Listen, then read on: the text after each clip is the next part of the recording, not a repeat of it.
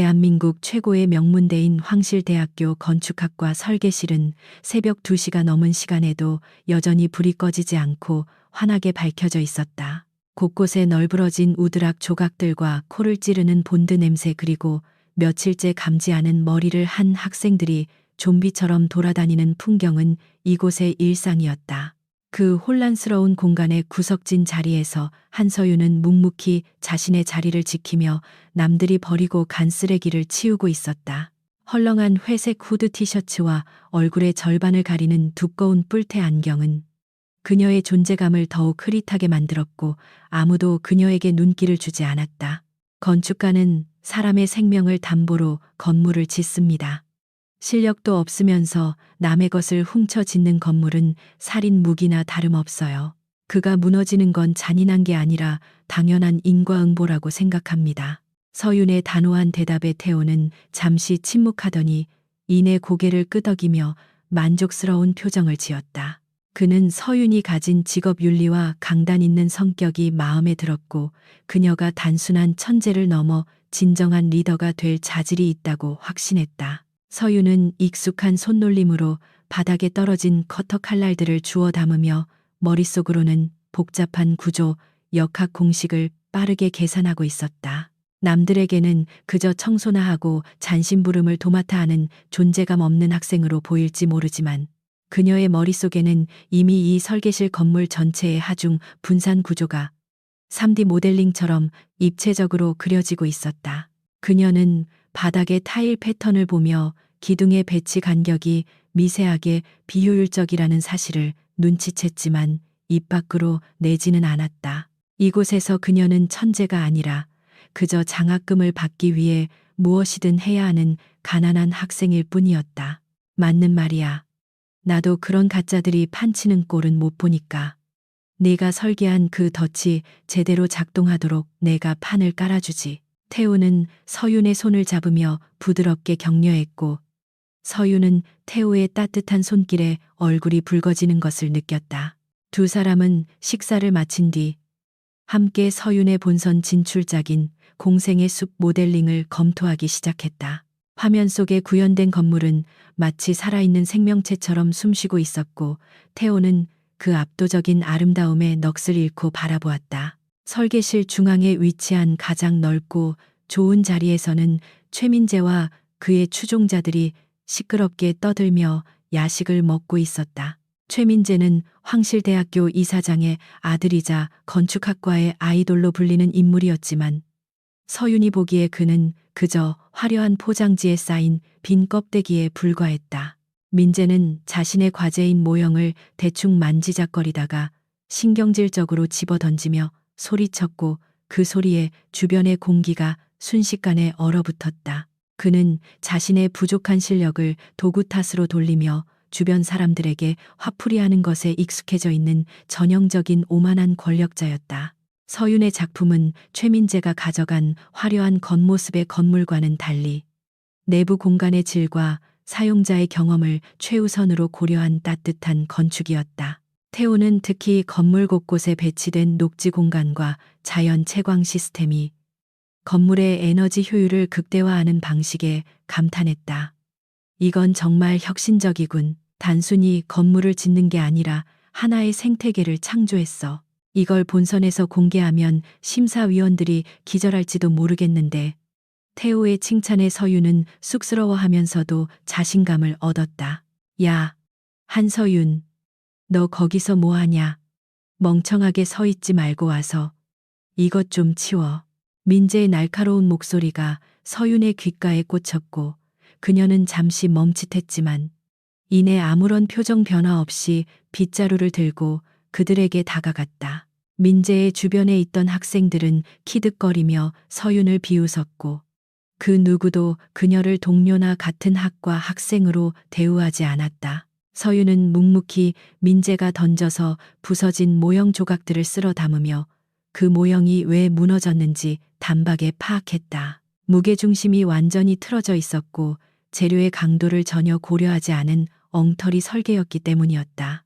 한편 집으로 돌아온 민재는 서윤이 준 노트를 달달 외우며 거울 앞에서 발표 연습을 하고 있었다.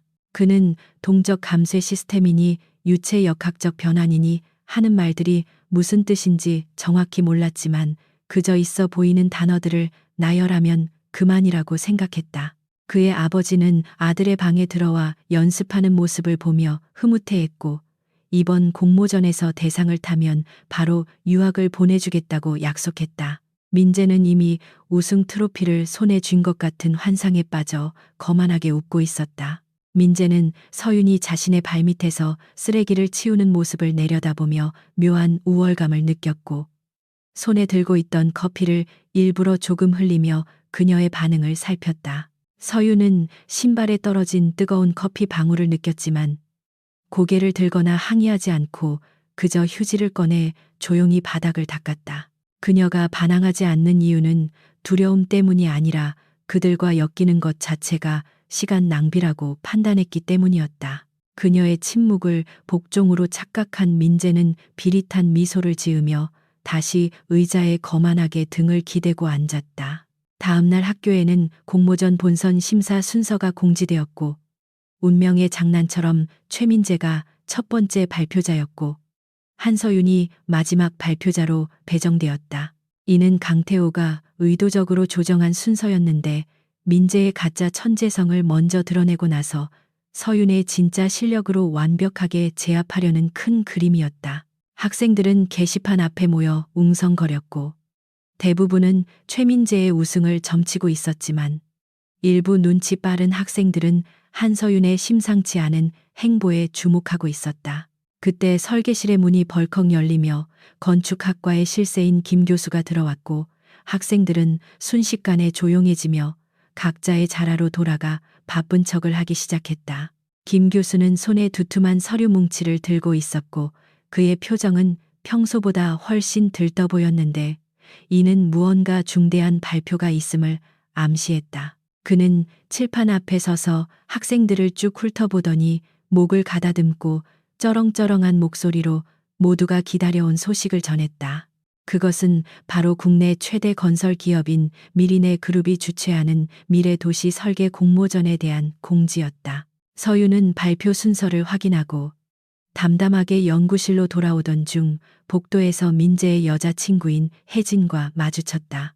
혜진은 평소 민재의 위세를 등에 업고 서윤을 무시하던 인물이었지만 오늘은 묘하게 불안한 눈빛으로 서윤을 쳐다보았다. 야 한서윤, 너 정말 민재 오빠 이길 수 있다고 생각하는 건 아니지? 오빠가 이번에 준비한 거 진짜 대단하거든. 망신당하기 싫으면 지금이라도 기권해. 혜진은 쏘아붙였지만 그 말에는 확신이 없었다. 이번 공모전은 단순한 학생대회가 아니다. 미리네 그룹의 강태호 대표가 직접 심사위원으로 참여하며 우승자에게는 막대한 상금과 함께 미리네 그룹 설계팀 입사 특전이 주어진다. 김 교수의 말이 끝나자 설계실은 순식간에 술렁거렸고 학생들의 눈빛에는 욕망과 경쟁심이 불타올랐다. 특히 최민재의 눈은 먹잇감을 발견한 맹수처럼 번들거렸는데 그는 이미 자신이 우승자가 된 것처럼 행동하고 있었다. 서윤 역시 고개를 숙인 채 듣고 있었지만 안경 너머의 눈동자는 차갑게 빛나고 있었다. 서윤은 걸음을 멈추고 혜진을 똑바로 바라보며 차분하게 대꾸했다. 그렇게 대단한 작품이 누구 머리에서 나왔는지 네가 더 잘 알지 않아? 민재가 밤새워 고민하는 거 한 번이라도 본 적 있어? 서윤의 정곡을 찌르는 질문에 혜진은 말문이 막혔고 당황한 기색이 역력했다. 혜진 역시 민재가 매번 돈으로 과제를 해결해 왔다는 것을 알고 있었기 때문이었다. 서윤은 대답을 기다리지 않고 돌아섰고 혜진은 서윤의 뒷모습을 보며 왠지 모를 소름이 돋았다. 김 교수는 공모전의 주제가 지속 가능한 초고층 복합 단지임을 설명하며 창의적이면서도 구조적으로 완벽한 설계를 요구한다고 강조했다.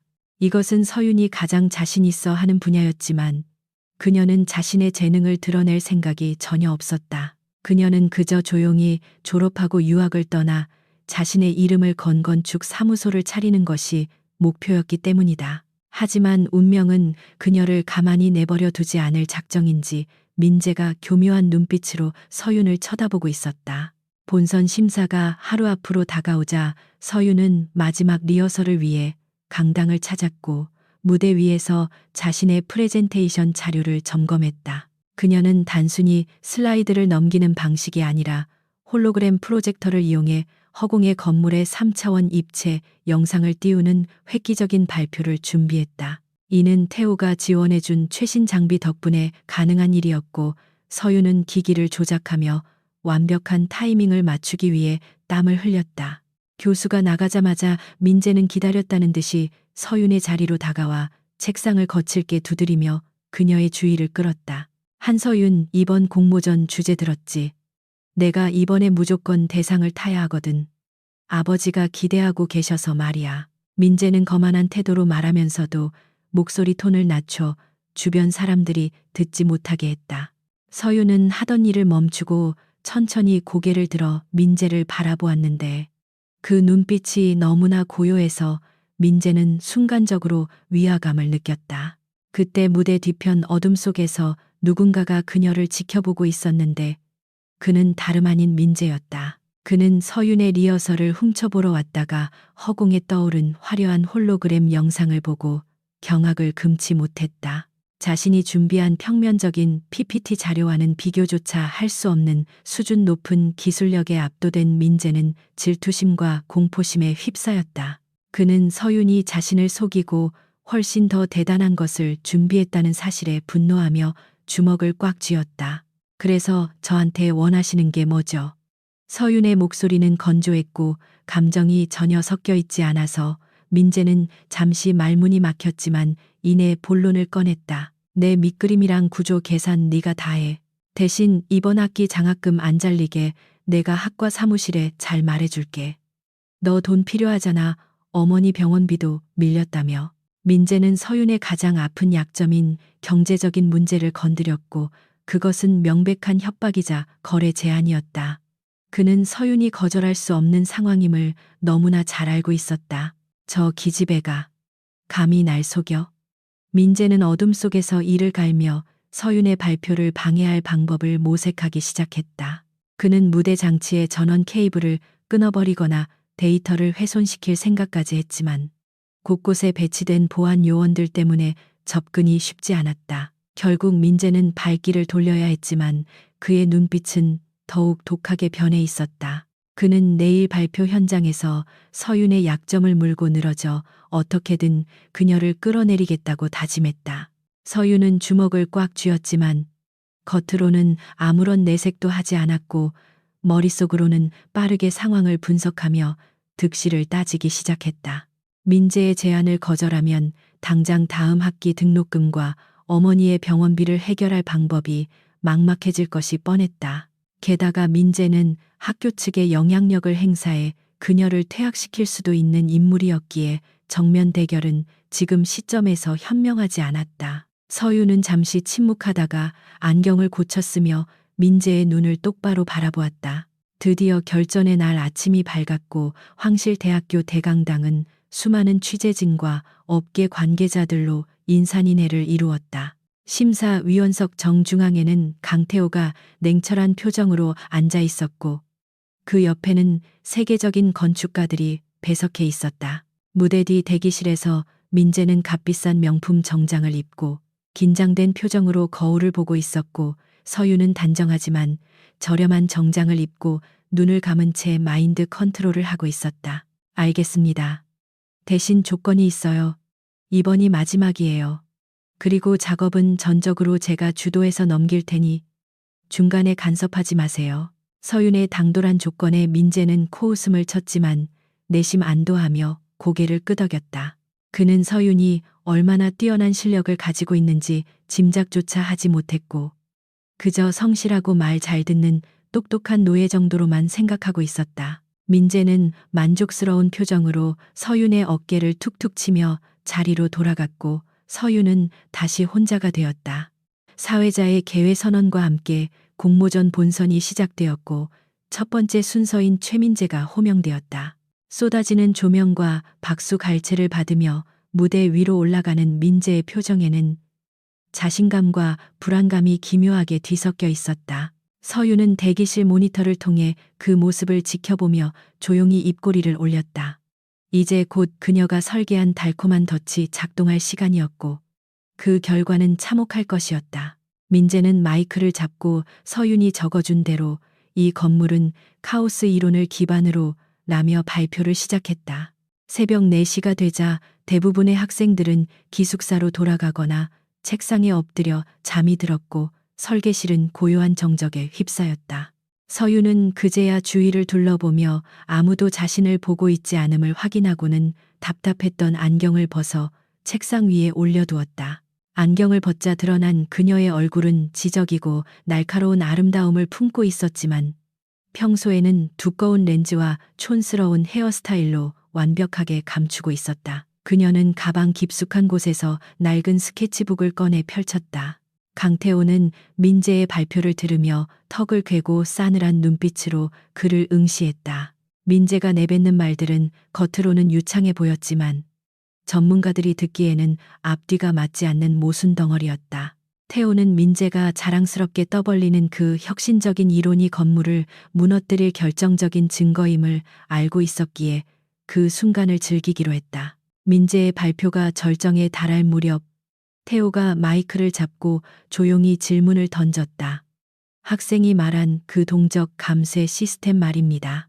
만약 초속 40m의 태풍이 불면 그 진동 주기가 어떻게 변하는지 계산해 봤습니까?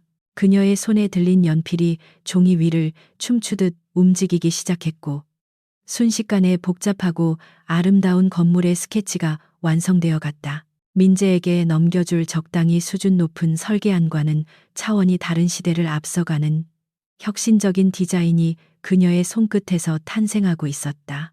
서윤은 머릿속에 떠오르는 수많은 아이디어들을 종이 위에 쏟아내며 처음으로 살아있음을 느꼈다. 그녀가 그리고 있는 것은 단순한 건물이 아니라 중력과 바람, 그리고 빛을 완벽하게 통제하는 하나의 거대한 예술 작품이었다.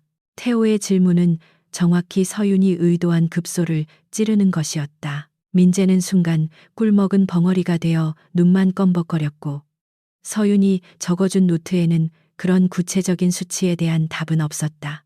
대강당 안에는 숨막히는 정적이 흘렀고 민재의 이마에서는 식은땀이 비오듯 쏟아지기 시작했다. 서윤은 모니터 너머로 그 장면을 지켜보며 천천히 자리에서 일어났다. 이제 그녀가 무대에 오를 차례가 다가오고 있었다. 강태호의 날카로운 질문이 대강당의 공기를 무겁게 짓누르자 최민재는 마치 투명한 감옥에 갇힌 듯 숨이 턱 막혀왔다. 그는 마이크를 잡은 손을 덜덜 떨며 머릿속을 헤집었지만 한서윤이 적어준 노트에는 태호가 질문한 구체적인 수치에 대한 답은 존재하지 않았다. 민재는 식은땀이 눈으로 흘러들어가 따가웠지만 닦을 생각조차 하지 못하고 멍하니 심사위원석을 바라보았다. 그는 자신이 지금 벼랑 끝에 서 있다는 것을 본능적으로 직감했고 이 순간을 모면하지 못하면 모든 것이 끝장이라는 공포가 엄습했다. 그때 복도에서 발자국 소리가 들려왔고 서윤은 반사적으로 스케치북을 덮고 다시 안경을 쓰며 평범한 학생으로 돌아갔다. 문이 열리고 경비원이 순찰을 돌며 아직도 집에 안 갔냐고 물었고 서윤은 어색하게 웃으며 이제 갈 거라고 대답했다. 경비원이 지나가자 서윤은 안도의 한숨을 내쉬며 짐을 챙겼지만 그녀의 마음속에는 이미 새로운 계획이 세워지고 있었다. 민재가 원하는 것을 주되 그가 감당할 수 없는 선물을 안겨줄 생각이었다. 그 부분은 시뮬레이션 데이터가 워낙 방대해서 지금 당장 정확한 수치를 말씀드리기는 어렵습니다. 하지만 제가 보장하건대 안전율은 충분히 확보되었습니다. 민재는 애써 침착한 척하며 둘러댔지만 목소리는 기어들어 갈 듯 차갑고 끝이 갈라져 있었다. 그의 대답을 들은 강태호는 실소를 터뜨리며 마이크에 대고 차갑게 쏘아붙였다. 건축가가 자신이 설계한 건물의 임계 풍속도 모른다는 게 말이 됩니까? 보장한다는 말로 사람들의 안전을 담보할 수 있다고 생각합니까? 다음 날 아침 서윤은 밤새 만든 기초 설계안을 들고 민재를 찾아갔고 민재는 카페테리아에서 여자 후배들에게 둘러싸여 있었다. 서윤이 다가가자 민재는 귀찮다는 듯이 손짓하며 서류 봉투를 받아들었고 내용을 대충 훑어보더니 만족스러운 미소를 지었다. 역시 손 하나는 빠르다니까. 그래, 이 정도면 기본은 되겠네. 나중에 수정할 거 있으면 다시 부를 테니까 대기하고 있어. 민재는 서윤을 철저히 하대하며 그녀의 노력을 폄하했다. 태호의 지적에 객석에서는 웅성거림이 커지기 시작했고 학생들과 교수들은 의아한 눈빛으로 민재를 바라보았다. 평소 자신감 넘치던 천재 최민재의 모습은 온데간데 없고 단상 위에는 겁에 질린 어린아이 같은 모습의 비겁자만 서 있을 뿐이었다. 민재는 필사적으로 변명거리를 찾다가 순간적으로 한서윤이 말해준 유체 역학적 변환이라는 단어를 떠올리고는 지푸라기라도 잡는 심정으로 외쳤다. 이 건물은 바람에 맞서는 게 아니라 유체 역학적으로 변환되어 에너지를 흡수하는 구조입니다. 기존의 계산법으로는 이해하기 힘드실 겁니다. 서윤은 민재의 태도에 모멸감을 느꼈지만 차분하게 뒤로 물러나며 그가 도면을 자세히 보지 않은 것을 다행으로 여겼다. 그녀가 건넨 도면에는 겉보기에는 화려하고 완벽해 보이지만 시공 단계에서 치명적인 결함이 발생할 수밖에 없는 구조적인 함정이 숨겨져 있었다. 그것은 IQ 200이 넘는 천재만이 설계할 수 있는 정교한 트랩이었고 평범한 두뇌를 가진 민재 따위는 절대로 알아챌 수 없었다. 서윤은 속으로 차갑게 비웃으며 카페테리아를 빠져나왔다. 하지만 민재의 외침은 상황을 더욱 악화시켰을 뿐이었는데 그 자리에 앉아있던 세계적인 구조공학 권위자인 슈미트 교수가 고개를 가로저으며 마이크를 잡았기 때문이었다. 학생, 그건 이론적으로 불가능한 이야기입니다. 자네가 제출한 도면의 코어 형태라면 진동 에너지가 흡수되는 게 아니라 증폭되어 공명 현상을 일으키게 됩니다. 이건 건물이 아니라 거대한 소리굽새나 다름없어요. 슈미트 교수의 냉정한 분석에 민재의 얼굴은 사색이 되었고 다리에 힘이 풀려 주저앉을 뻔했다. 강의실로 향하던 서윤은 학교 정문에 세워진 검은색 고급 세단에서 내리는 한 남자를 우연히 목격하게 되었다.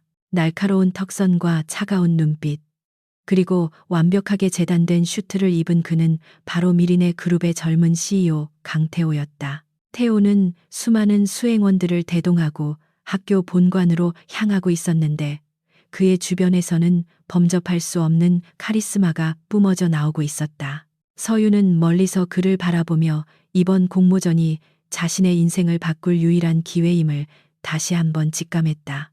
객석에서는 이제 노골적인 비웃음과 야유가 터져나오기 시작했고 민재를 응원하던 추종자들조차 고개를 돌리며 외면했다. 민재는 이 모든 상황이 믿기지 않았고 억울함과 분노가 치밀어 올라 눈앞이 하얗게 변하는 것 같았다. 그는 자신이 한서윤에게 완벽하게 속았다는 사실을 그제야 깨달았고 단상 아래 대기석에 앉아있는 서윤을 죽일 듯이 노려보았다. 서윤은 무표정한 얼굴로 그를 올려다보고 있었는데 그 눈빛은 마치 벌레를 보는 듯한 차가운 경멸로 가득 차 있었다. 태호는 이사장과의 미팅을 위해 이동하던 중 문득 시선을 돌려 멀리서 자신을 바라보고 있는 한 여학생과 눈이 마주쳤다.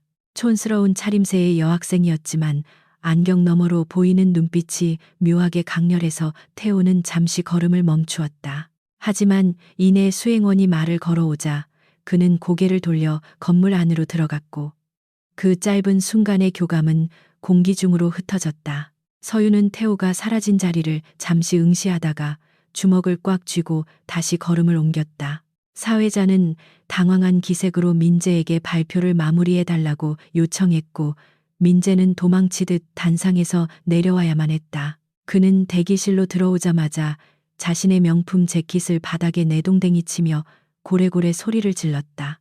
한서윤, 너 이리 와. 네가 감히 나한테 똥물을 튀겨. 일부러 엉터리 정보를 준 거지. 내가 가만둘 것 같아? 민재는 이성을 잃고 서윤에게 달려들려 했지만 대기하고 있던 보안 요원들이 그를 가로막았다. 그날 오후 서윤은 도서관 구석에 처박혀 민재가 지시한 공모전 관련 자료들을 조사하고 있었다. 민재는 계속해서 메신저로 말도 안 되는 요구사항들을 보내오며 그녀를 괴롭혔지만 서유는 기계적으로 답변하며 자신의 진짜 계획을 실행에 옮길 준비를 했다. 그녀는 민재의 이름으로 제출될 작품 외에 자신만의 이름으로 공모전에 참가하기 위한 별도의 프로젝트를 비밀리에 시작했다. 그것은 위험한 도박이었지만 더 이상 그림자 속에 숨어 살 수는 없었다. 서유는 요동치는 가슴을 진정시키며 천천히 자리에서 일어나 민재를 정면으로 마주 보았다. 난 엉터리 정보를 준 적 없어. 네가 훔쳐간 건 내 초기 아이디어 스케치였고 그건 폐기된 실패작이었으니까. 실패작을 훔쳐다가 자기 것이라고 우긴 건 너야. 서윤의 논리 정연한 반박에 민재는 할 말을 잃고 입을 뻐끔거렸지만 분노는 가라앉지 않았다. 그는 보안 요원들의 팔에 붙들린 채 발버둥치며 악담을 퍼부었다. 너도 똑같이 당하게 해줄 거야. 내 발표도 내가 망쳐놓을 거라고.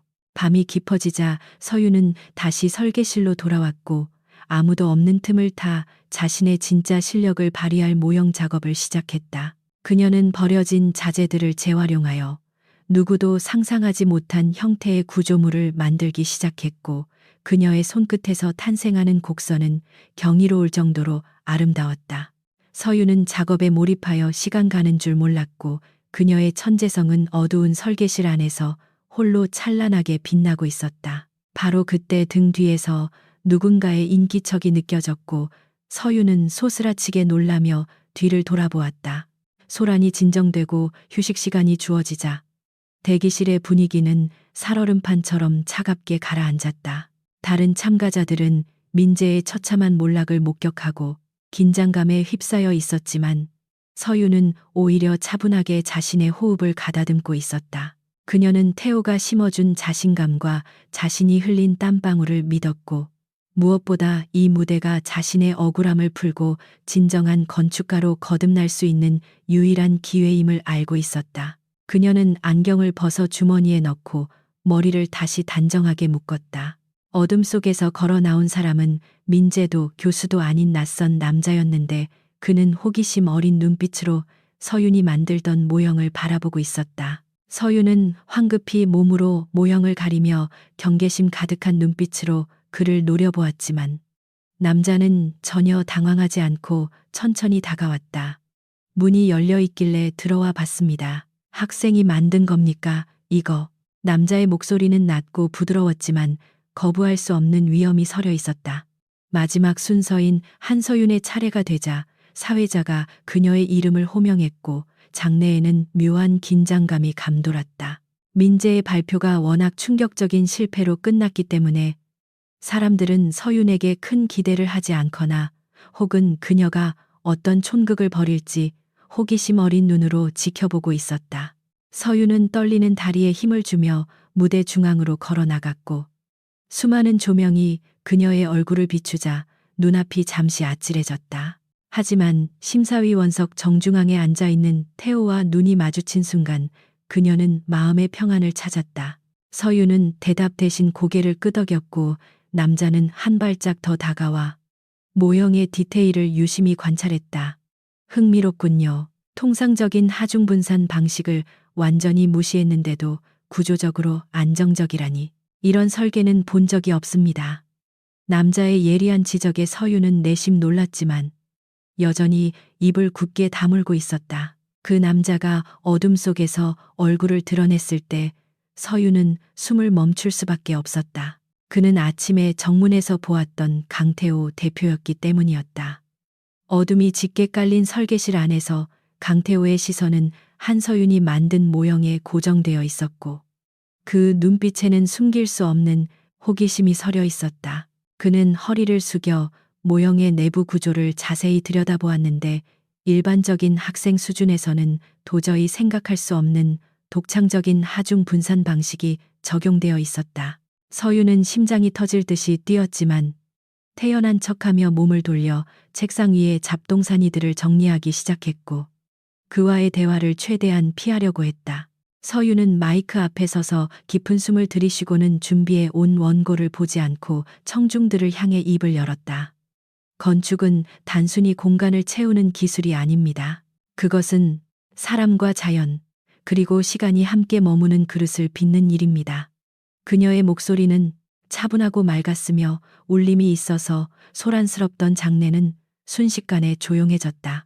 서유는 주머니에서 작은 리모컨을 꺼내 버튼을 눌렀고, 그러자 무대 중앙의 허공에 거대한 홀로그램 영상이 피어올랐다. 그녀에게 있어 강태호는 동경의 대상이자 미래의 목표였지만 지금 이 순간에는 자신의 정체를 들키지 말아야 할 위험한 인물일 뿐이었다. 사람들은 탄성을 지르며 서윤이 구현한 홀로그램 영상을 바라보았는데, 그것은 지금까지 본 적 없는 환상적인 형태의 건축물이었다. 공생의 숲이라는 이름에 걸맞게 건물 전체가 마치 거대한 나무처럼 유기적으로 얽혀 있었고, 층마다 배치된 녹지 공간이 바람에 흔들리는 듯한 생동감이 느껴졌다. 서유는 능숙한 손놀림으로 홀로그램을 회전시키고 확대하며 건물의 세부 구조를 설명하기 시작했다. 이 건물은 자연의 순환 원리를 건축에 도입하여 에너지를 스스로 생산하고 소비하는 자립형 생태계입니다. 학생 이름이 뭐지? 우리 회사 설계팀에서도 이런 과감한 시도를 하는 직원은 드문데 학생이 이걸 혼자 다 생각한 건가? 태호는 서윤의 등을 향해 질문을 던졌고, 그의 목소리에는 진심 어린 감탄이 담겨 있었다. 서윤은 잠시 망설이다가 천천히 뒤를 돌아보았지만 여전히 고개를 숙인 채 시선을 마주치지 않았다.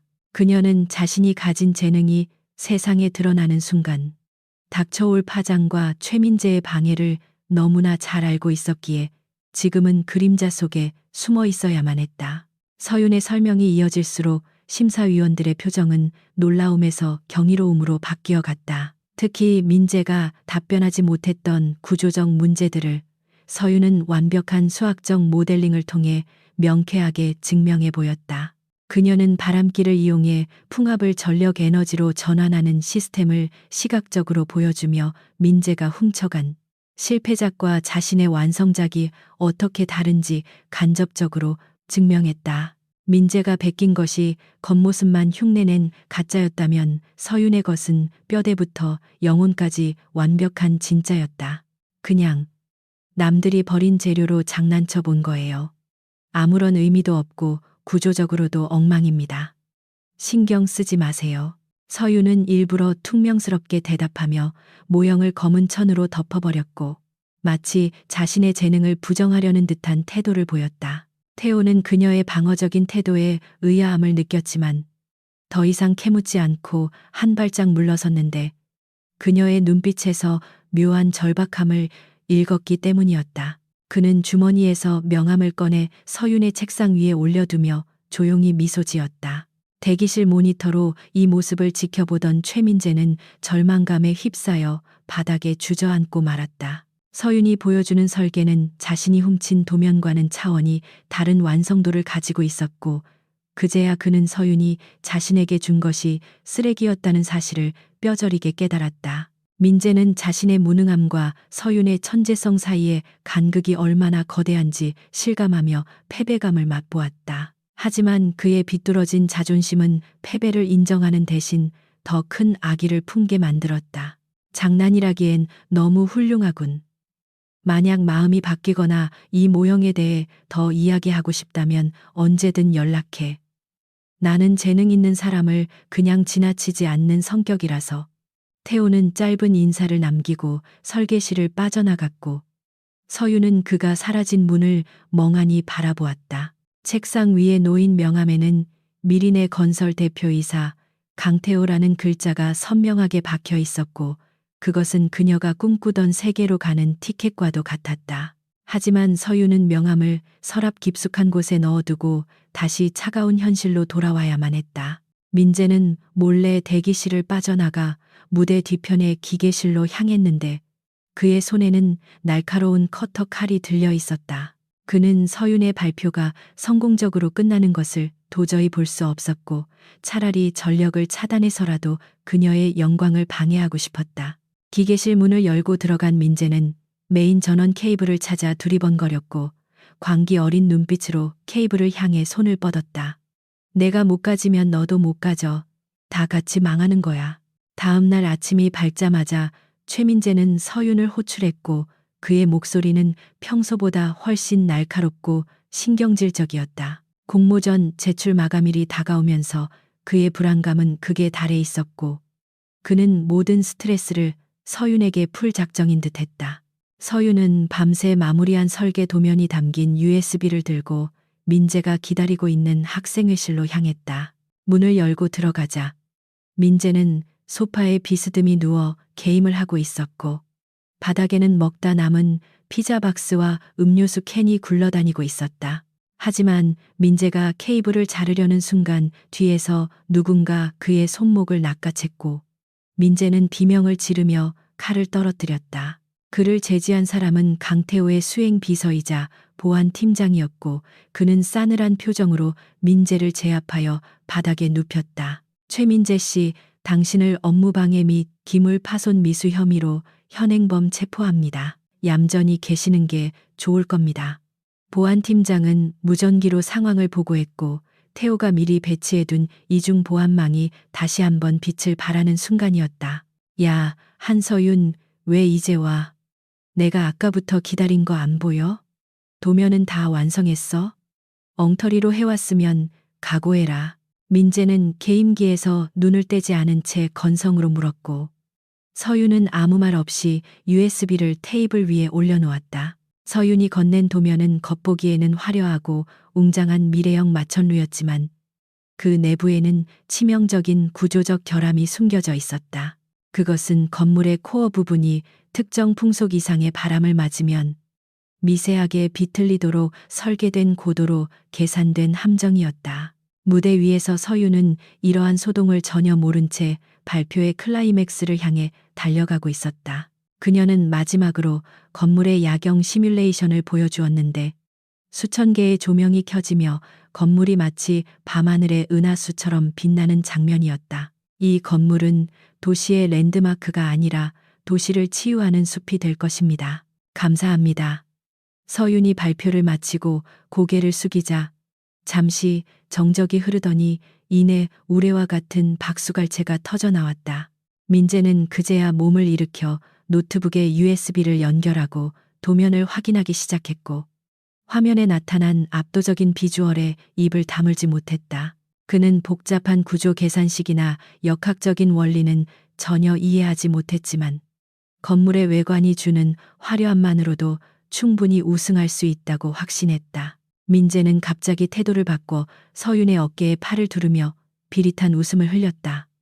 오, 한서윤, 제법인데 내가 설명한 아이디어를 이렇게 잘 구현하다니 역시 넌 내 최고의 파트너야. 심사위원들은 자리에서 일어나 기립 박수를 보냈고 특히 슈미트 교수는 엄지손가락을 치켜 세우며 감탄을 금치 못했다. 강태호 역시 만족스러운 미소를 지으며 서윤을 바라보았고 그의 눈빛에는 단순한 심사위원이 아닌 한 남자로서의 애정이 담겨 있었다. 서윤은 벅차오르는 감동에 눈시울이 붉어졌고 그동안의 서름과 고통이 씻겨 내려가는 듯한 해방감을 느꼈다. 그녀는 이제 더 이상 그림자가 아니었다. 서윤은 민재의 역겨운 손길을 참아내며 무표정한 얼굴로 그를 바라보았고 속으로는 차가운 경멸을 삼켰다. 민재는 자신이 천재라고 착각하고 있었지만 사실은 서윤이 만들어 놓은 거미줄에 걸린 파리에 불과했다. 서윤은 민재가 도면에 정신이 팔린 틈을 타 조용히 짐을 챙겨 나가려 했지만 그때 민재의 발에 걸려 그녀의 가방이 엎어지고 말았다. 가방 속에 있던 책들과 필기구들이 바닥으로 쏟아졌고 그 중에는 서윤이 가장 아끼는 낡은 스케치북 한 권도 포함되어 있었다. 발표가 끝나고 무대 뒤로 내려온 서윤은 다리에 힘이 풀려 벽을 짚고 섰는데 그때 태호가 다가와 그녀를 부축해 주었다. 수고했어. 완벽했어. 내가 본 프레젠테이션 중에 최고였어. 태호의 칭찬에 서윤은 수줍게 웃으며 감사의 인사를 전했다. 대표님 덕분이에요. 대표님이 아니었다면 용기 내지 못했을 거예요. 두 사람 사이에 따뜻한 기류가 흐르는 순간 보안 요원들에게 끌려 나오는 최민재와 마주치게 되었다. 아, 진짜 거치적거리게 조심 좀 하지. 얼른 치워 냄새 나니까. 민재는 바닥에 떨어진 물건들을 발로 툭툭 차며 짜증을 냈고 서윤의 스케치북은 쓰레기통 옆 구석으로 밀려났다. 서윤은 황급히 물건들을 주워 담았지만 민재가 급하게 커피 심부름을 시키는 바람에 미처 챙기지 못한 스케치북이 그대로 방치되고 말았다. 서윤이 나간 뒤 민재는 자신의 이름으로 도면을 등록하며 승리에 도취되어 있었고 바닥에 버려진 낡은 노트 따위는 안중에도 없었다. 민재는 헝클어진 머리와 구겨진 옷차림으로 발버둥치며 서윤을 노려보았지만 이제 그는 위협적인 존재가 아니라 초라한 패배자에 불과했다. 이거나 내가 누군지 알아. 우리 아버지가 이사장이야. 너희들 다 잘라버릴 거야. 민재는 끝까지 추태를 부렸지만 태호는 그를 차가운 눈빛으로 내려다보며 한마디를 던졌다. 자네 아버지는 지금 이사회를 통해 해임 논의가 진행 중일 거야. 자네가 저지른 부정행위와 비리 증거들이 이미 교육부와 언론에 넘어갔거든. 몇 시간 뒤 강태호는 학교 이사장과 함께 건축학과 건물을 순시하고 있었는데 그는 이번 공모전에 대한 기대감을 숨기지 않았다. 이사장은 자신의 아들인 최민재를 은근히 띄워주며 이번에 대단한 작품을 준비했다고 자랑을 늘어놓았다. 태호는 건성으로 고개를 끄덕이며 복도를 걷다가 우연히 학생회실 앞 쓰레기통 근처에 떨어져 있는 낡은 스케치북을 발견했다. 평소라면 그냥 지나쳤겠지만 표지에 그려진 독특한 기하학적 문양이 어젯밤 설계실에서 본 모형의 패턴과 흡사하다는 것을 눈치챘다. 태호의 말에 민재는 믿을 수 없다는 표정으로 얼어붙었고 서윤은 그 모습을 보며 묘한 감정을 느꼈다. 복수의 쾌감보다는 스스로 무너져 내린 인간에 대한 연민과 허무함이 더 컸다. 민재가 끌려가고 난 뒤 서윤은 태호에게 물었다. 정말 이사장님까지 해임되나요? 태호는 고개를 끄덕이며 서윤의 머리를 쓰다듬어 주었다. 뿌리가 썩었는데 가지라고 멀쩡하겠어. 이제 학교도 제대로 돌아가겠지. 그리고 너 같은 인재들이 정당한 대우를 받는 곳이 될 거야. 태호는 걸음을 멈추고 허리를 숙여 스케치북을 집어들었고 옆에 있던 이사장은 당황하며 수행원에게 얼른 치우라고 손짓했다. 아니 강 대표님, 이런 지저분한 것을. 학생들이 정리를 잘 안 해서 죄송합니다. 이사장의 만류에도 불구하고 태호는 스케치북을 펼쳤고 그 안에 담긴 내용물을 보는 순간 그의 표정이 굳어졌다. 그곳에는 단순한 낙서가 아니라 기존의 건축학 이론을 뒤엎는 혁신적인 아이디어들과 복잡한 수학 공식들이 빼곡하게 적혀 있었다. 공모전의 최종 결과 발표만을 남겨둔 상황에서 대강당의 열기는 최고조에 달했다. 사회자가 무대 중앙에 섰고 봉투를 뜯어 우승자의 이름을 확인하는 순간 긴장감에 침을 삼키는 소리조차 들리지 않았다. 제10회 미린의 미래도시 설계 공모전 영예의 대상은 사회자가 잠시 뜸을 들이자 서윤은 두 손을 모으고 기도를 올렸다. 그녀의 인생에서 가장 길게 느껴지는 1초가 지나가고 있었다. 스케치북의 페이지를 넘길수록 태호의 놀라움은 경악으로 바뀌었고 그는 이 노트의 주인이 단순한 학생이 아님을 직감했다. 노트의 한 페이지에는 현수교의 케이블 장력을 획기적으로 줄이는 계산식이 적혀 있었는데 이는 현재 미린의 건설기술연구소에서도 해결하지 못한 난제였다. 태호는 고개를 들어 이사장에게 물었다. 이사장님, 이 스케치북의 주인이 누구인지 아십니까? 이 정도 수준의 해석을 할 수 있는 학생이 이 학교에 있었습니까? 황실대학교 건축학과 한서윤. 축하합니다. 사회자의 외침과 함께 폭죽이 터지고 팡파르가 울려 퍼졌다. 서윤은 믿기지 않는다는 표정으로 입을 막았고 주변에 있던 학생들이 그녀에게 몰려와 축하 인사를 건넸다. 그들은 불과 몇 시간 전까지만 해도 그녀를 투명 인간 취급하던 사람들이었지만 이제는 그녀를 바라보는 눈빛에 존경과 동경이 가득했다. 서윤은 떨리는 발걸음으로 다시 무대 위로 올라갔고 강태호가 직접 트로피를 그녀에게 전달했다. 이사장은 태호가 들고 있는 노트를 힐끔 보았지만 누가 쓴 것인지 알 리가 없었고 그저 당황한 기색으로 땀을 흘렸다. 글쎄요, 워낙 학생들이 많아서 아마 제 아들 민재가 아닐까 싶습니다만 민재가 워낙 다방면으로 뛰어나니까요. 이사장은 뻔뻔하게 거짓말을 하며 상황을 모면하려 했지만 태호는 그 말을 믿지 않았다. 어젯밤 어둠 속에서 만난 그 여학생의 눈빛과 이 노트에 담긴 천재성은 분명히 같은 뿌리를 두고 있었다. 태호는 트로피를 건네며 서윤에게만 들릴 정도로 작게 속삭였다. 축하해 나의 파트너. 이제 진짜 시작이야. 서윤은 트로피를 받아들고 높이 들어 올렸고 쏟아지는 플래시 세례 속에서 환하게 웃었다. 그것은 그녀가 세상에 태어나 처음으로 지어 보인 가장 밝고 아름다운 미소였다. 하지만 그녀의 승리는 여기서 끝이 아니었다. 그녀를 기다리고 있는 것은 단순한 상금이 아니라 미린의 그룹의 수석 디자이너라는 파격적인 제안과 강태호와의 새로운 미래였다. 태호는 스케치북을 덮어 자신의 품에 넣으며 수행원에게 나직하게 지시했다. 이 노트의 주인을 찾아 CCTV를 뒤지든 지문을 감식하든 상관없으니까 반드시 찾아내.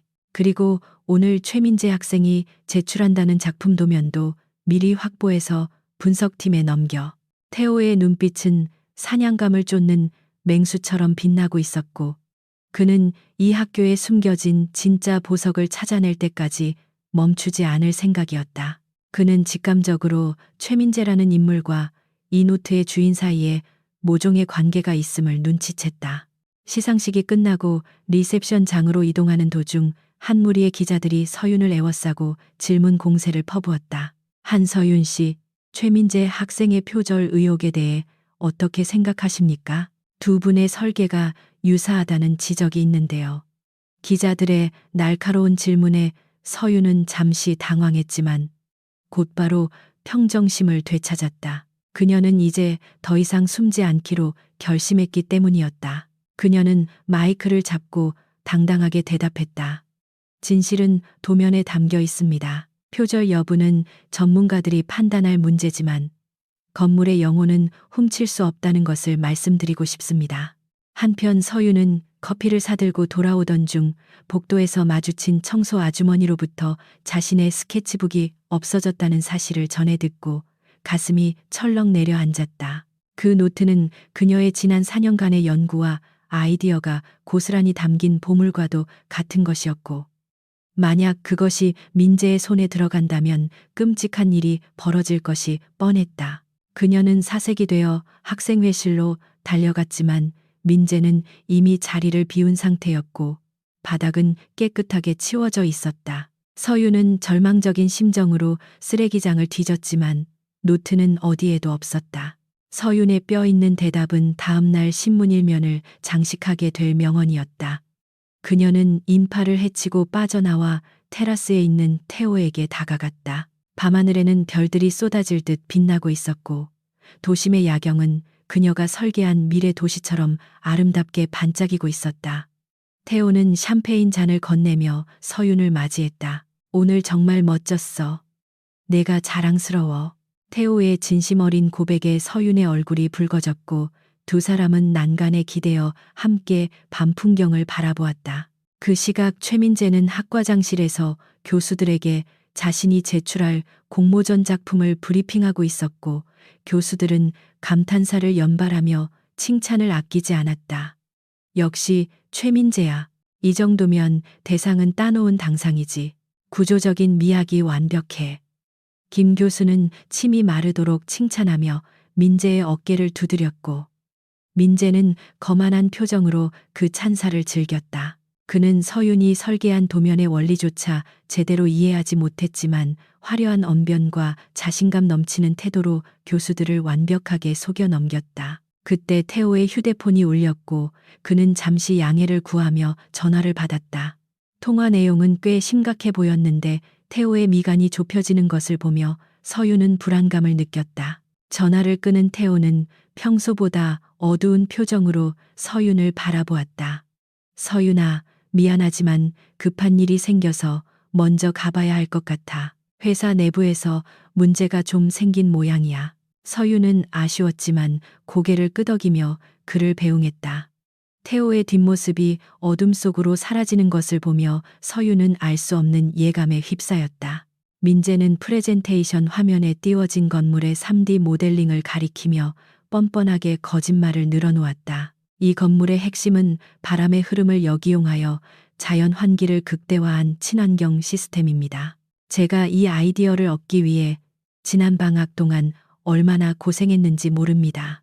교수들은 고개를 끄덕이며 그의 거짓말에 속아 넘어갔고 민재는 속으로 서윤을 비웃었다. 어차피 세상은 결과만 기억할 뿐 과정 따위는 중요하지 않다고 믿는 그에게 서윤은 쓰다 버리면 그만인 도구였다. 태호가 떠나고 혼자 남은 서윤은 테라스 난간에 기대어 트로피를 만지작거렸다. 그녀는 오늘 최고의 승리를 거두었지만 마음 한구석에는 여전히 채워지지 않은 공허함이 남아 있었다. 그것은 아마도 앞으로 닥쳐올 새로운 도전과 태호와의 관계에 대한 불확실성 때문일 것이다. 하지만 그녀는 두려워하지 않기로 했다. 그녀에게는 이제 스스로를 지킬 힘과 능력이 있었으니까. 공모전이 끝나고 일주일 뒤 대한민국 뉴스는 황실대학교 재단 비리와 미린의 그룹의 공모전에서 벌어진 부정행위 사건으로 연일 뜨겁게 달아오르고 있었다. 최민재의 아버지는 횡령 및 배임 혐의로 구속 수사를 받게 되었고 최민재 본인은 학교에서 제적당함과 동시에 업무방해 혐의로 검찰에 송치되었다.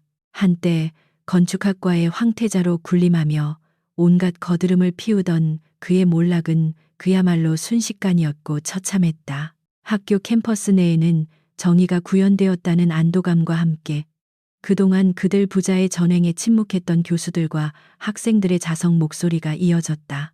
하지만 민재가 모르는 사실이 하나 있었는데 그것은 서윤이 심어놓은 함정이 서서히 작동하기 시작했다는 것이었다.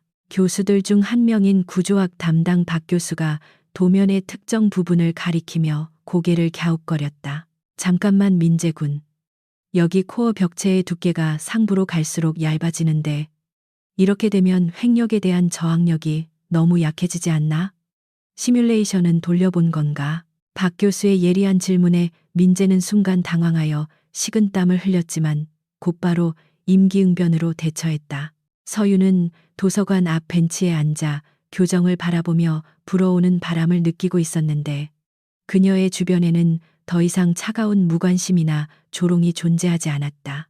지나가는 학생들은 서윤을 보며 경외심 어린 눈빛으로 수군거렸고 몇몇 후배들은 조심스럽게 다가와 사인을 요청하거나 조언을 구하기도 했다. 하지만 서윤은 갑작스러운 인기에 들뜨지 않고 여전히 차분하고 담담한 태도를 유지했다.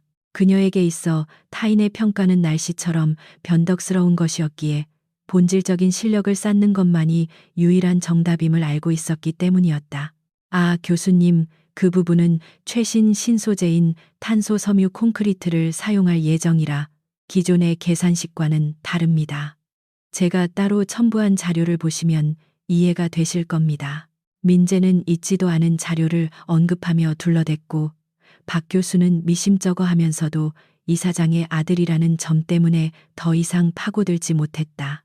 민재는 위기를 넘겼다고 생각하며 안도의 한숨을 내쉬었지만 이것은 서윤이 예견한 수많은 위기 중 가장 사소한 것에 불과했다. 그때 서윤의 휴대폰이 짧게 진동했고 화면에는 강태호라는 이름이 떴지만 그녀는 전화를 받는 대신 메시지를 확인하고 미간을 찌푸렸다. 태호는 지난번 시상식 직후 급하게 떠난 이후로 연락이 뜸했는데 메시지 내용은 안부 인사가 아닌 다급한 호출이었다. 지금 당장 본사로 와줄 수 있어? 상황이 좋지 않아. 네 도움이 필요해. 서윤은 직감적으로 태호가 처한 위기가 단순히 경영상의 문제가 아니라 기술적인 난제와 관련되어 있음을 깨달았다. 그녀는 지체 없이 가방을 챙겨 미린의 그룹 본사가 있는 여의도로 향했다. 저녁이 되고 서윤은 기숙사 방에 틀어박혀 잃어버린 스케치북에 대한 걱정으로 밤을 지새우고 있었다. 그때 그녀의 휴대폰이 울렸고 발신자는 알 수 없는 번호였다. 망설임 끝에 전화를 받은 서윤의 귓가에 낯익은 남자의 목소리가 들려왔다. 한서윤 학생 맞습니까? 잠시 만날 수 있을까요? 당신이 잃어버린 물건을 제가 가지고 있는 것 같아서요. 그 목소리는 분명 강태호였고 서윤의 심장은 걷잡을 수 없이 뛰기 시작했다. 미린의 그룹 본사 대회의실의 분위기는 마치 장례식장처럼 무겁고 침통하게 가라앉아 있었고 임원들은 숨소리조차 크게 내지 못하고 눈치만 보고 있었다.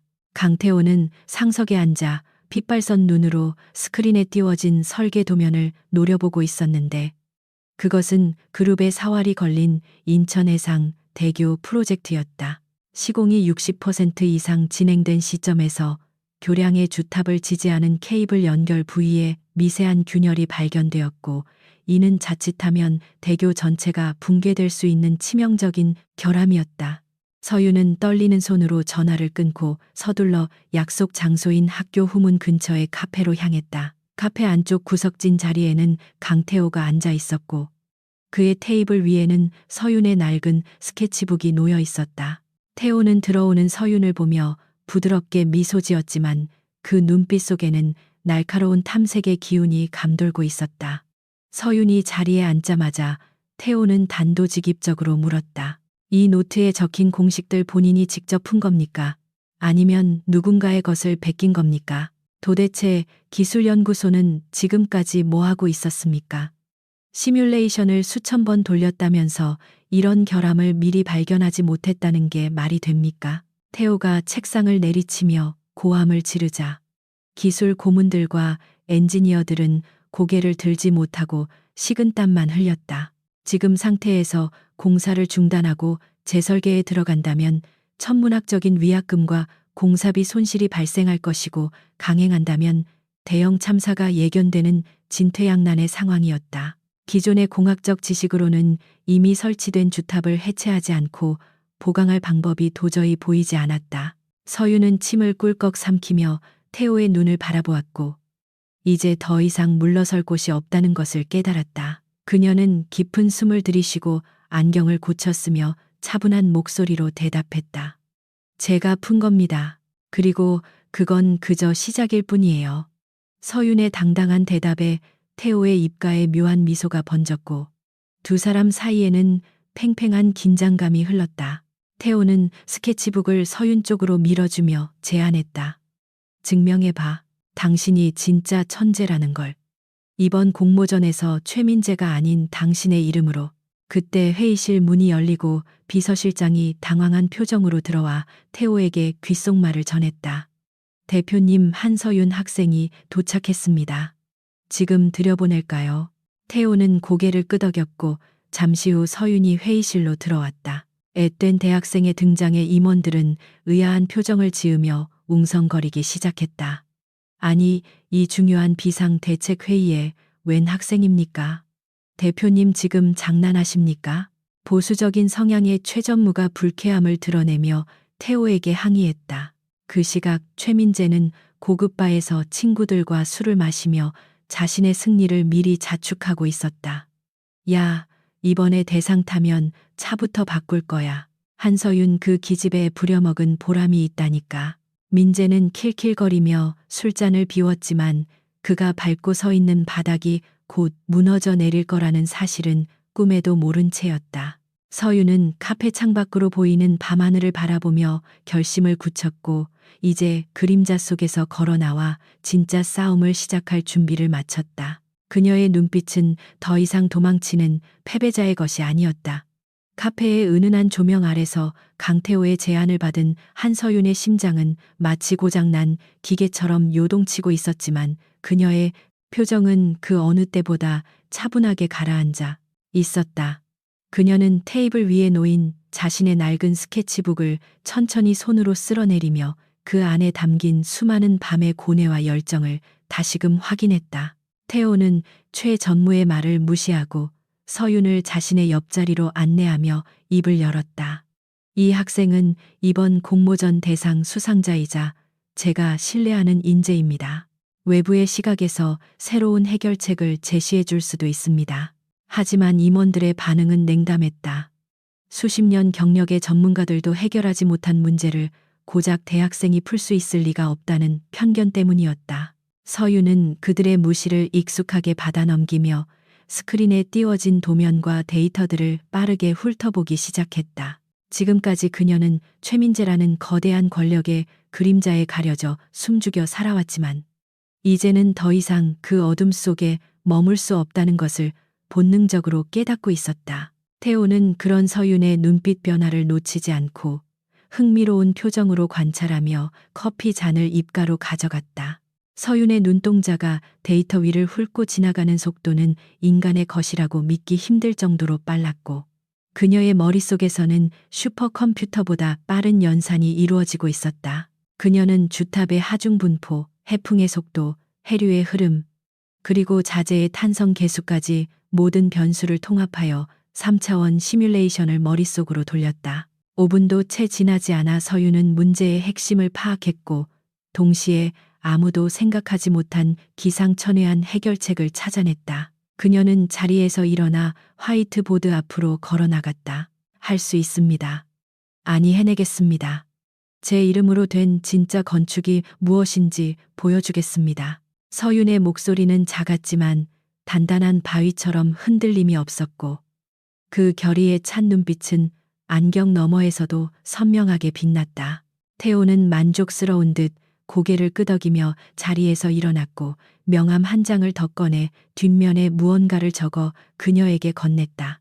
그것은 학교 내에서는 아무도 모르는 비공개 실습실의 출입 코드였으며 미리네 그룹이 산학 협력을 위해 특별히 마련해둔 비밀 공간이었다. 뭐 하는 거야, 학생? 당장 자리에 앉지 못해. 기술소장이 소리쳤지만 태호는 손을 들어 그를 제지하며 서윤을 지켜보았다. 서윤은 보드마카를 들고 화이트보드에 복잡한 수식과 그림을 그려 나가기 시작했는데 그 속도가 너무 빨라서 사람들의 눈이 따라가기 힘들 정도였다. 그녀는 기존의 케이블 장력을 조절하는 방식 대신 주탑 내부에 진동 감쇄형 유체 댐퍼를 설치하여 균열 부위의 응력을 상쇄시키는 역발상적인 설계를 그려내고 있었다.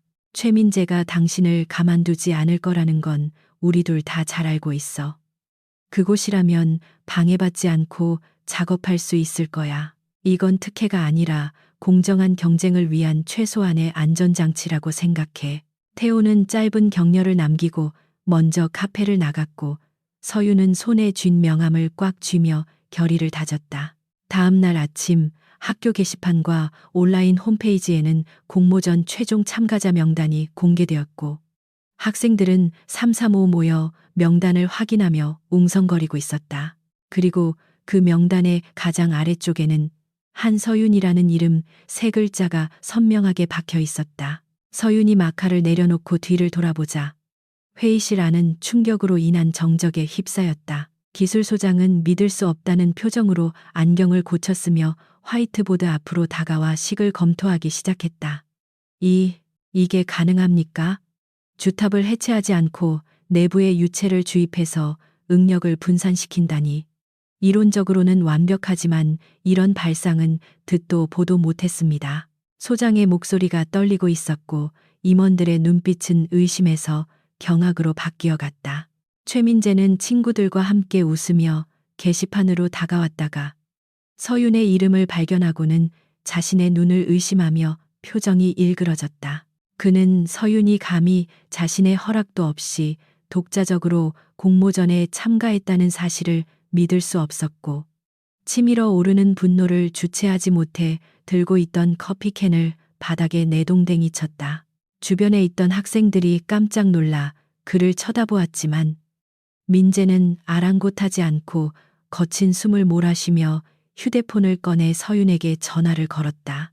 하지만 수화기 너머에서는 연결이 되지 않는다는 기계적인 안내음만 들려올 뿐이었다. 그때 태호가 서윤을 바라보며 조용히 물었다. 이 방식, 3년 전 두바이 타워 붕괴 위기 때 제안되었던 고스트의 설계 방식과 흡사하군. 그때는 기술적 한계로 구현되지 못했지만 지금 우리 기술력이라면 가능해. 태호의 말에 회의실이 다시 한번 술렁거렸다. 고스트는 전 세계 건축계에서 전설로 불리는 익명의 천재 건축가로 수많은 난제들을 온라인상에서 해결해주고 사라지는 신비주의 인물이었다. 태호 역시 오랫동안 그를 찾아 헤매고 있었다. 이 미친 엑스이 돌았나 감히 내 뒤통수를 쳐. 당장 한서윤 찾아내. 학교 뒤져서라도 끌고 와. 민재는 주변에 있던 추종자들에게 고래고래 소리를 질렀고 겁에 질린 학생들은 서윤을 찾기 위해 사방으로 흩어졌다. 하지만 서윤은 이미 태호가 알려준 비공개 실습실에 틀어박혀 외부와의 연락을 모두 차단한 채 작업에 몰입하고 있었다. 그곳은 최신식 장비와 최고급 자재들이 갖춰진 꿈의 공간이었고 서윤은 물 만난 물고기처럼 자신의 재능을 마음껏 펼치기 시작했다. 서윤은 담담하게 태호의 눈을 바라보며 안경을 벗어 테이블 위에 올려두었다. 맞아요. 그 설계 제가 한 겁니다. 당시에는 제가 고등학생이라 현장에 갈 수 없어서 구현되지 못했지만 지금은 달라요. 제가 직접 감리하면 성공할 수 있습니다. 서윤의 충격적인 고백에 회의실 안의 모든 사람들이 숨을 멈췄다. 갓 대학을 졸업할 나이에 여학생이 전 세계가 찾아 헤매던 천재 건축가 고스트였다는 사실은 그들의 상식을 완전히 파괴하는 사건이었다. 서윤은 작업복으로 갈아입고 머리를 질끈 묶은 채 거대한 작업대 앞에서 밤을 지새우며 설계를 구체화해 나갔다. 그녀가 구상한 작품은 공생의 숲이라는 주제로 자연과 기술이 완벽하게 조화를 이루는 유기적인 형태의 초고층 빌딩이었다. 기존의 수직적인 마천루 개념을 탈피하여 건물의 층과 층 사이가 나선형으로 연결되고 그 사이로 바람과 빛이 자유롭게 드나드는 혁신적인 구조였다. 그녀의 머릿속에 있던 복잡한 수식들이 컴퓨터 화면 위에서 아름다운 곡선으로 구현될 때마다 서윤은 전율을 느꼈다. 최전무는 입을 딱 벌린 채 말을 잇지 못했고 기술 소장은 존경심 가득한 눈빛으로 서윤을 바라보았다. 태호는 잠시 멍하니 있다가 이내 호탕하게 웃음을 터뜨리며 박수를 치기 시작했다. 하하하, 등잔 밑이 어둡다더니 내가 그토록 찾아다니던 사람이 바로 내 옆에 있었군. 한서윤 아니 고스트님, 당신의 제안을 전적으로 수용하겠습니다.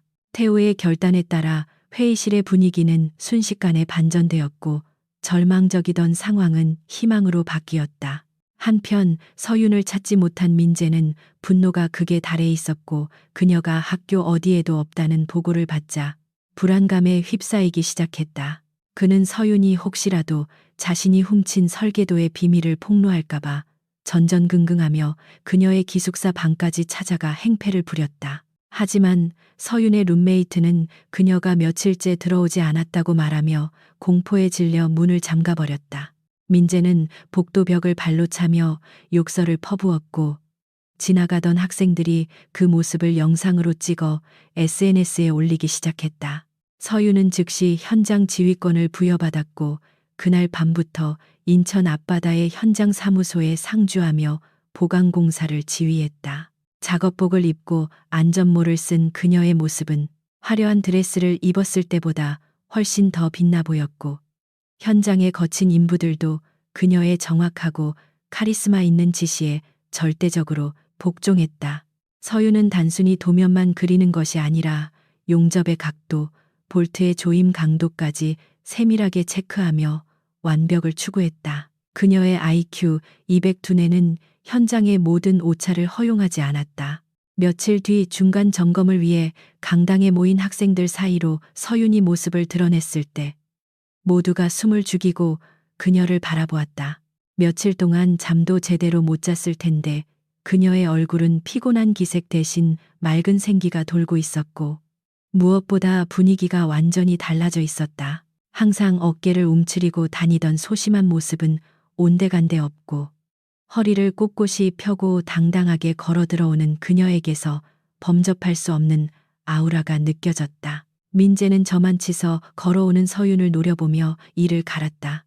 일주일 뒤 보강 공사가 성공적으로 마무리되고 안전 진단 평가에서 최고 등급을 받자 미린의 그룹의 주가는 폭등했고 태호의 경영 능력 또한 다시 한번 입증되었다.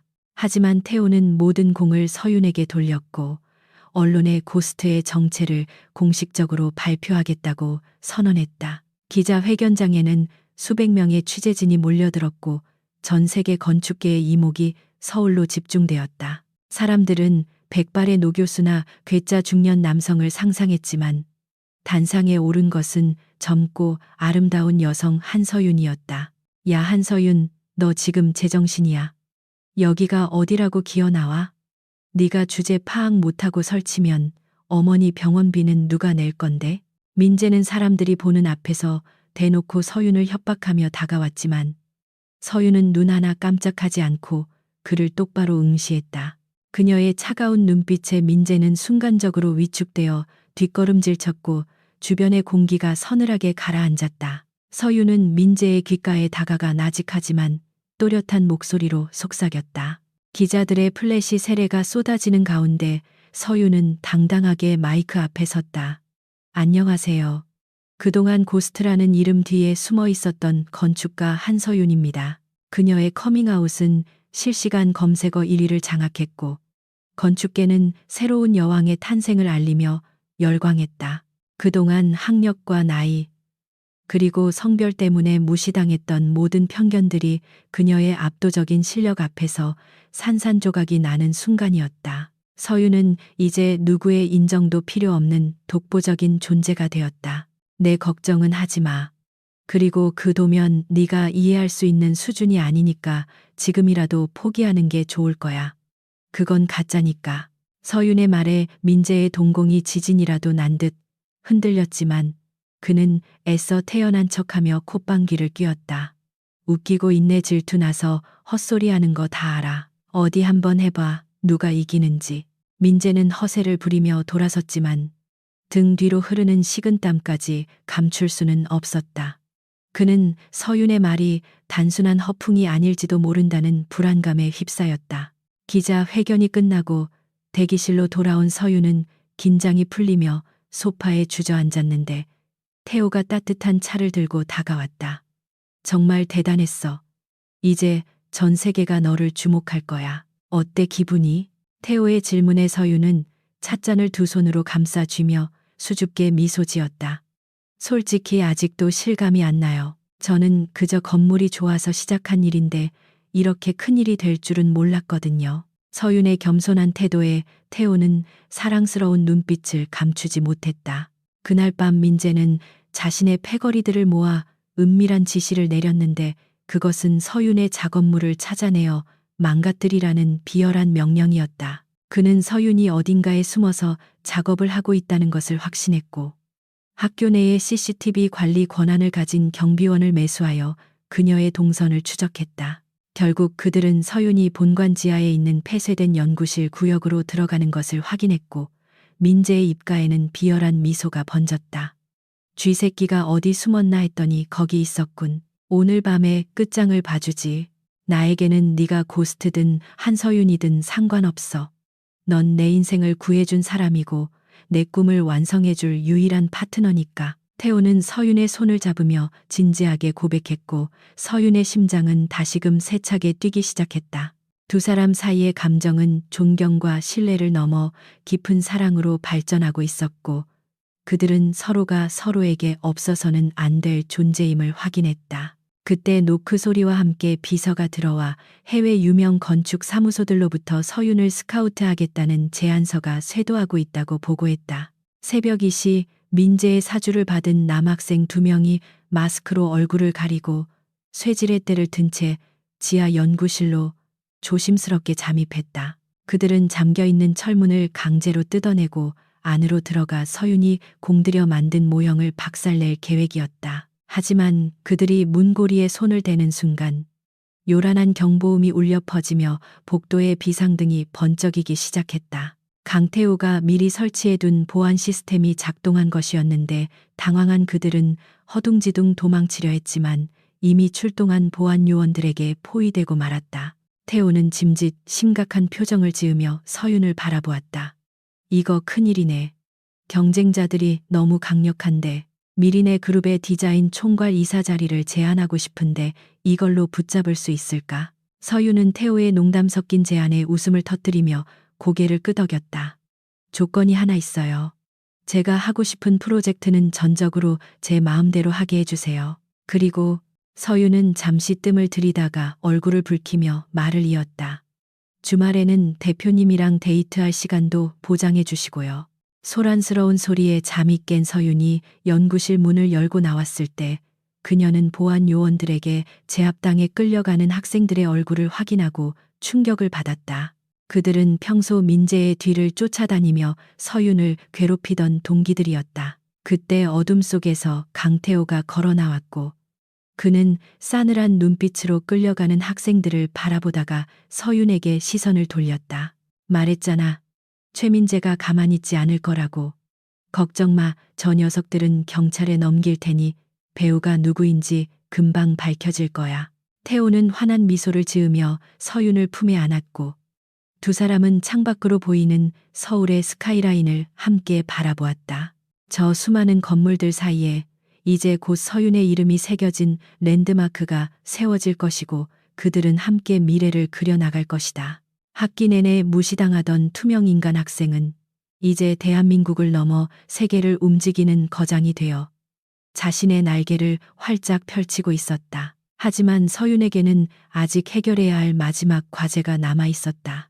서윤은 태호에게 깊은 감사를 느끼면서도 한편으로는 씁쓸함을 감출 수 없었다. 건축을 공부하는 학생들이 건물을 짓는 것이 아니라 부수는 일에 동원되었다는 사실이 그녀를 슬프게 했다. 태호는 그런 서윤의 마음을 읽은 듯 다가와 그녀의 어깨를 가볍게 토닥여 주었다. 내 잘못이 아니야. 썩은 가지는 잘라내야 나무가 사는 법이지. 넌 네가 해야 할 일에만 집중해. 태호의 따뜻한 위로에 서윤은 마음의 안정을 되찾았고 다시 작업실로 들어갈 수 있었다. 다음 날 학교는 전날 밤에 있었던 무단 침입 사건으로 발칵 뒤집혔고 범인들이 최민재의 측근이라는 소문이 파다하게 퍼졌다. 민재는 꼬리 자르기를 시도하며 자신은 모르는 일이라고 잡아댔지만 학생들의 시선은 예전처럼 호의적이지 않았다. 불안해진 민재는 아버지인 이사장에게 도움을 요청했지만 이사장조차 이번 일은 미린의 그룹이 연관되어 있어 쉽게 덮을 수 없다며 불같이 화를 냈다. 궁지에 몰린 민재는 점점 더 이성을 잃어갔고 서윤에 대한 증오심만 키워갔다. 서윤은 주변의 소란에도 아랑곳하지 않고 오로지 자신의 작품 완성도를 높이는 데에만 집중했다. 그녀는 단순히 건물의 외형뿐만 아니라 내부의 공기 흐름, 에너지 효율, 재난 시 대피 경로까지 시뮬레이션하며 완벽을 기했다. 특히 그녀는 심사위원들이 직접 체험할 수 있도록 증강현실 기술을 접목한 프레젠테이션을 준비하고 있었는데 이는 건축학과 학부생 수준을 훨씬 뛰어넘는 시도였다. 그녀의 천재성은 장애물을 만날수록 더욱 빛을 발하고 있었다. 민재는 힘겹게 수화기를 들고 쉰 목소리로 대답했다. 비웃으러 온 거냐? 천하의 고스트님이 여기까지 뭐하러 오셨어? 내가 이겼어. 난 다 끝났다고. 민재는 자조적인 웃음을 흘리며 고개를 숙였다. 서윤은 그런 그를 보며 연민을 느꼈지만 단호하게 말했다. 널 비웃으러 온 게 아니야. 단지 말해주고 싶었어. 네가 훔치려 했던 건 내 도면이 아니라 너 자신의 인생이었다는 걸. 네가 가진 재능이 전혀 없었던 건 아니야. 단지 넌 쉬운 길만 찾으려다 길을 잃은 거지. 그러던 중 태호가 예고도 없이 샌드위치와 커피를 들고 서윤의 작업실을 찾아왔다. 그는 밤샘 작업으로 지친 서윤을 위해 잠시 휴식을 권하며 작업대 옆에 앉아 그녀가 만든 도면을 유심히 살펴보았다. 이 부분의 곡선 처리가 인상적이군. 바람의 저항을 최소화하면서도 미적으로도 아름다워. 마치 춤추는 여인의 드레스 자락 같아. 태호의 칭찬에 서윤은 쑥스러워하며 얼굴을 붉혔지만 내심 기분이 좋았다. 자신의 건축 언어를 이해해주는 사람이 있다는 사실이 그녀에게는 큰 힘이 되었다. 서윤의 말에 민재의 어깨가 떨리기 시작하더니 이내 흐느끼는 소리가 들려왔다. 그는 평생을 아버지의 그늘과 허영심 속에서 살아오느라 자신이 무엇을 좋아하고 잘하는지조차 모르고 살았다. 서윤의 진심 어린 충고는 그의 가슴에 깊이 박혔고 그는 처음으로 자신의 과오를 뼈저리게 후회했다.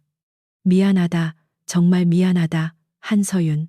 민재는 눈물을 흘리며 사죄했고 서윤은 조용히 수화기를 내려놓았다.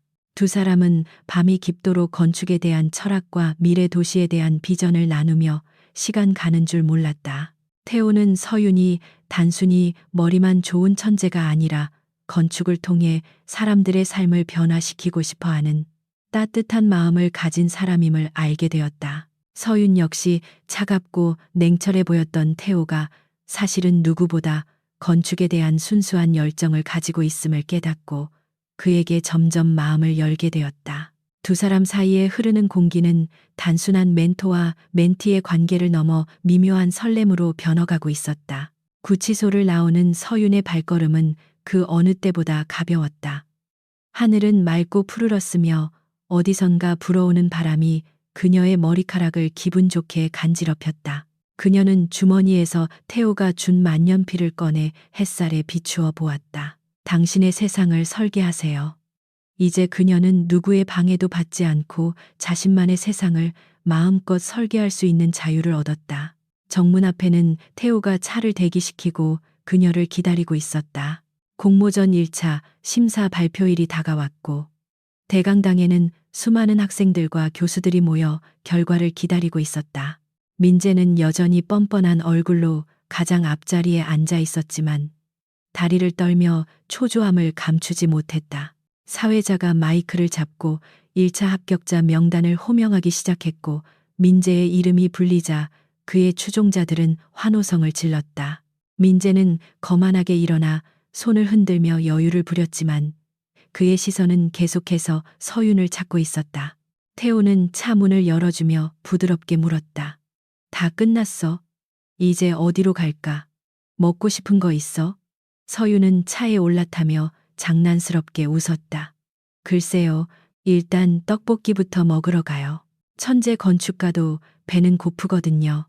그리고 나서 우리 새로운 프로젝트 현장에 가봐요. 아이디어가 막 떠오르거든요.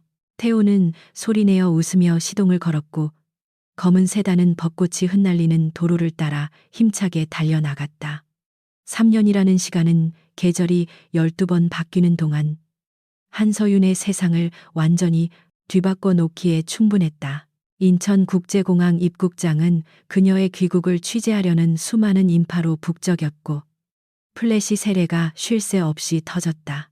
서윤은 건축계의 노벨상이라 불리는 프리츠커상을 최연소로 수상하고 돌아오는 길이었는데 그녀의 위상은 이미 국내를 넘어 세계적인 거장의 반열에 올라 있었다.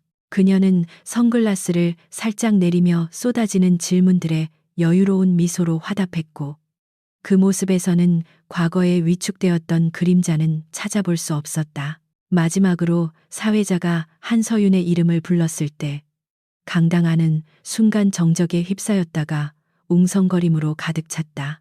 항상 그림자처럼 지내던 그녀가 합격자 명단에 올랐다는 사실 자체가 학생들에게는 큰 충격이었다. 서윤은 자리에서 일어나 단상으로 걸어 나갔고 그녀가 지나가는 길에 앉아있던 학생들은 저절로 길을 터주었다. 단상에 선 서윤은 객석에 앉아있는 태호와 눈이 마주쳤고 태호는 그녀에게 짧게 윙크를 보냈다. 그녀를 호위하는 경호원들 사이로 그녀는 당당하게 걸어 나갔고 공항 밖에는 그녀를 위한 검은색 리무진이 대기하고 있었다. 심사가 끝나고 나오는 길에 민재가 서윤의 앞을 가로막고 섰다. 그의 눈은 핏발이 서 있었고 억지 웃음을 지으며 악수를 청했다. 축하한다, 한서윤. 운이 좋았네. 하지만 본선은 다를 거야. 거기서는 실력 없는 놈들은 다 뽀록나게 되어 있거든. 민재는 악수하는 척하며 서윤의 손을 강하게 쥐어 으스러뜨리려 했지만 서윤은 피하지 않고 똑같이 힘을 주어 맞섰다. 그녀의 악력은 생각보다 강했고 당황한 민재가 먼저 손을 뺐다. 미리네 그룹 본사로 향하는 차 안에서 서윤은 창밖으로 스쳐 지나가는 서울의 풍경을 바라보며 깊은 감회에 젖었다.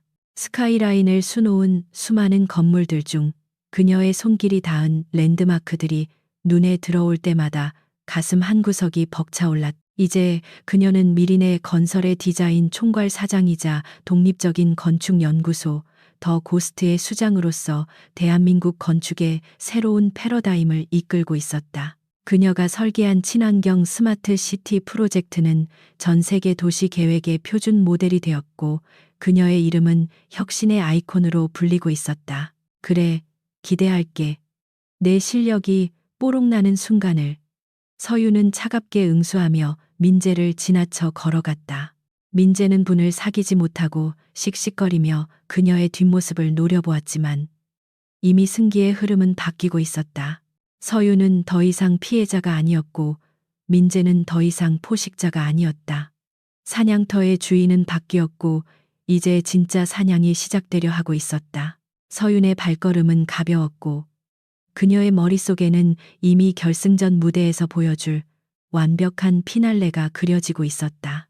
본사 로비에 들어서자 임직원들이 도열하여 그녀를 뜨거운 박수로 맞이했고 서윤은 그들에게 가볍게 목례하며 엘리베이터에 올랐다. 그녀의 집무실은 최상층에 위치해 있었는데 그곳은 한때 강태호와 함께 밤을 지새우며 인천 해상대교의 위기를 극복했던 바로 그 회의실을 개조한 공간이었다. 책상 위에는 결제를 기다리는 서류들이 산더미처럼 쌓여 있었지만 서유는 피곤한 기색 없이 자리에 앉아 업무를 시작했다.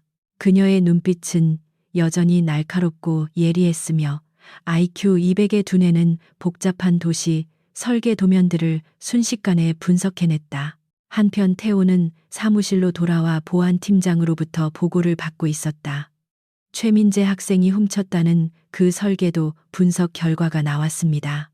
대표님, 말씀하신 대로 심각한 결함이 발견되었습니다.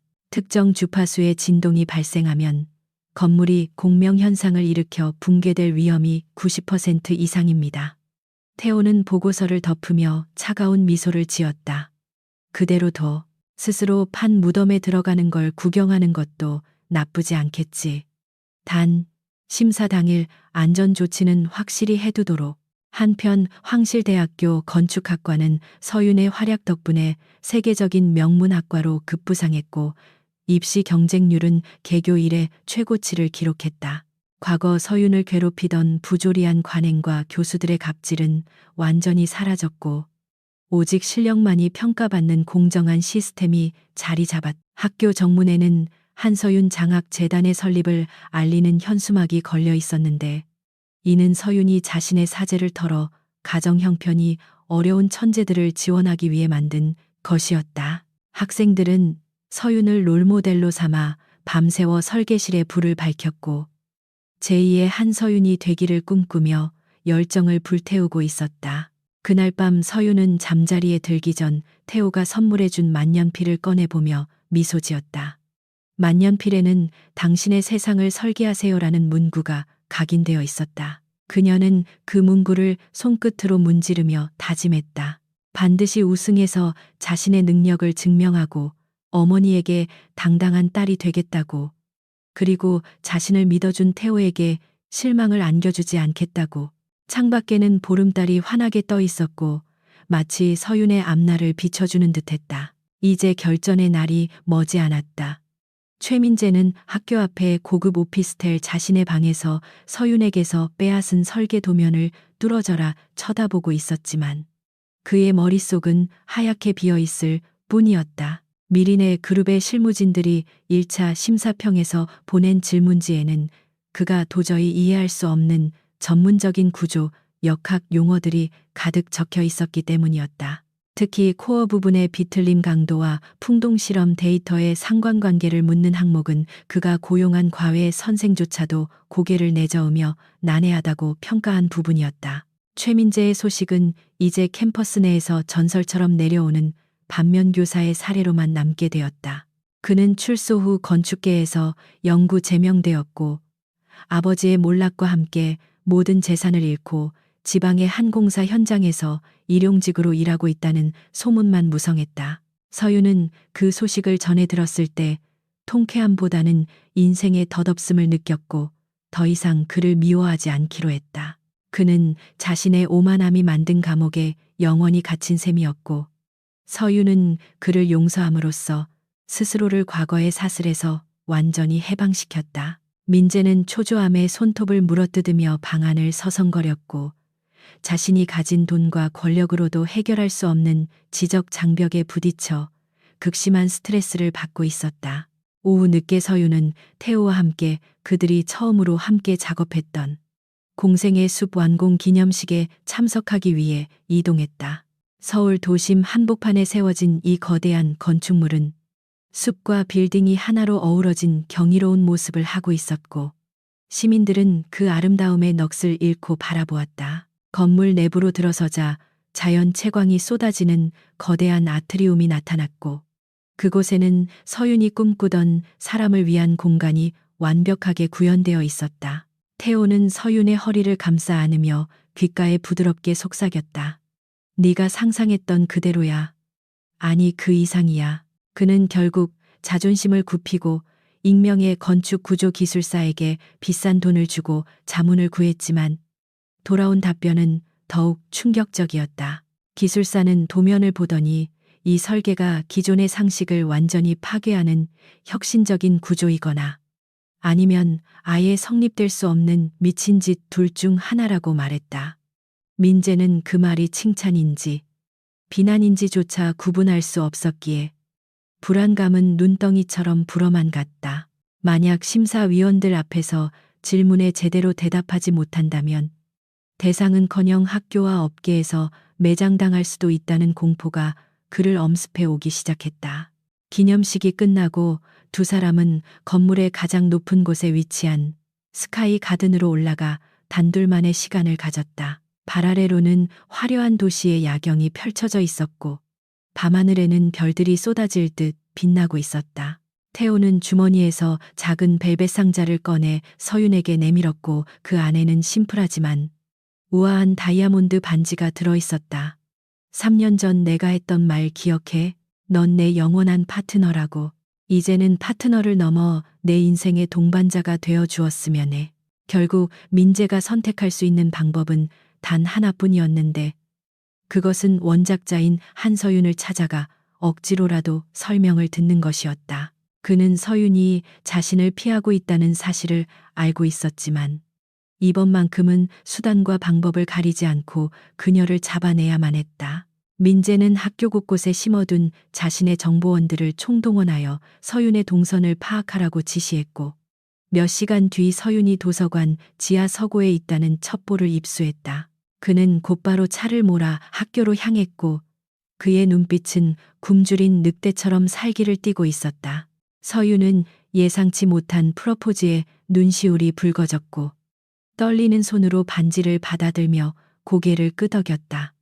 저야말로 대표님이 없었다면 지금의 저도 없었을 거예요. 평생 당신과 함께 더 멋진 세상을 설계하고 싶어요. 태호는 서윤의 손가락에 반지를 끼워주며 그녀를 깊이 포옹했고 두 사람은 달빛 아래서 영원한 사랑을 맹세했다. 그것은 단순한 연인의 약속이 아니라 서로의 꿈과 비전을 공유하는 두 천재의 완벽한 결합이었다.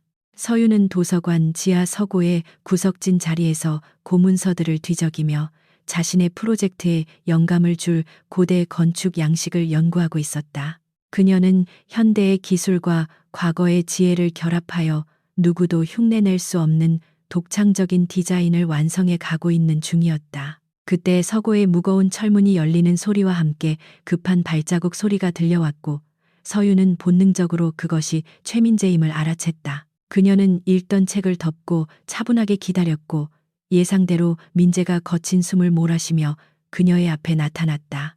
다음 날 아침 서윤은 태호와 함께 새로운 프로젝트 부지를 시찰하기 위해 헬기에 올랐다. 이번 프로젝트는 사막 한가운데에 자급자족이 가능한 거대한 오아시스 도시를 건설하는 인류 역사상 유례없는 도전이었다. 헬기 아래로 끝없이 펼쳐진 황량한 사막을 바라보며 태호가 걱정스러운 듯 물었다. 이 넓은 모래바다 위에 도시를 짓는 게 정말 가능할까?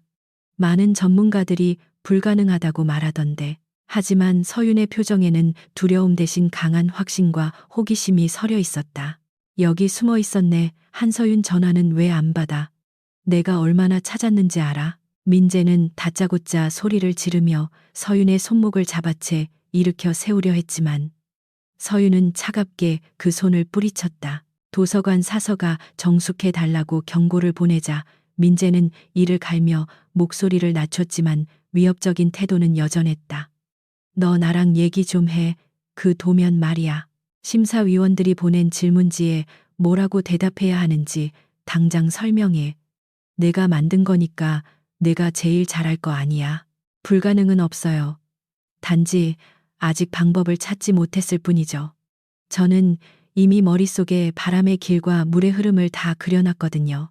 서유는 태블릿 PC를 꺼내 순식간에 스케치를 그려 태호에게 보여주었고, 그곳에는 사막의 열기를 에너지로 바꾸는 혁신적인 동구조물이 그려져 있었다. 태호는 그녀의 천재적인 발상에 혀를 내두르며 웃음을 터뜨렸다. 역시 넌 못 말리는 천재야. 좋아, 어디 한번 해보자고. 우리 둘이라면 세상을 바꾸는 것도 문제 없을 테니까. 서유는 민재의 뻔뻔함에 헛웃음이 나올 지경이었지만 표정을 관리하며 천천히 안경을 고쳤었다. 그녀는 이 상황을 이미 예상하고 있었고 민재를 더 깊은 수렁으로 빠뜨릴 준비를 마친 상태였다. 설명해 드리면 이해는 하실 수 있나요?